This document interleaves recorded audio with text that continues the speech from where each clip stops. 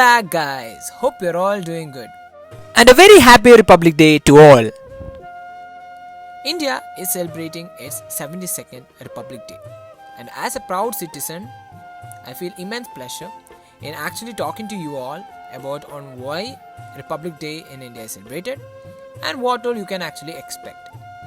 And yeah, guys, hope you all like it. Subscribe to my channel and click on the bell icon for more info.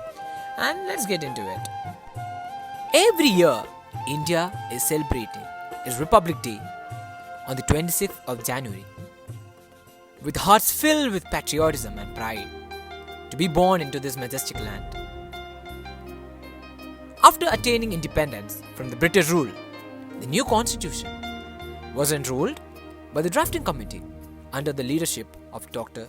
B.R. Ambedkar. Thus, the Indian Constitution came into effect on the 26th of January 1950. But why 26th of January? This was chosen as the best date because it was on this day in 1930 the Indian National Congress revealed Purna Swaraj, that is, the declaration of India's independence from the colonial rule, where Jawaharlal Nehru hoisted the tricolour on the banks of the Ravi River. One of the interesting facts that I have to say about the Constitution of India is this is considered to be the largest constitution in the world. It contains around 448 articles to be in document. And the time period in order to create the entire draft, that is the entire constitution, by Dr. B.R. Ambedkar, it actually took 2 years and 11 months. And hence, the Indian Constitution actually came into practice on 26 January 1950. How is it celebrated in India? The capital, that is New Delhi, the national flag is hoisted by the President of India at the India Gate. National flag hoisting is common in schools and colleges on the same day. Various cultural events can be seen which actually shows India's struggle for freedom throughout the country. The glorious parades takes place on the grounds of Rajput, New Delhi. These are actually conducted by the Indian President and it is arranged by the Military of Defence.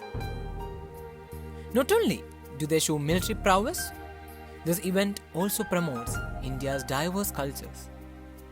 The Prime Minister of India honors the martyrs who sacrifice their lives for their country, which is done at Amar Jawan Jyoti at the India Gate, and where there is a 21-gun salute scene along with the national flag hoisting and national anthem.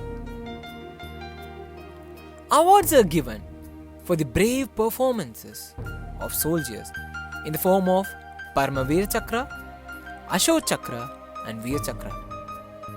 Even those normal citizens and as well as children are honoured with awards based on their courage that they showed during the times of need.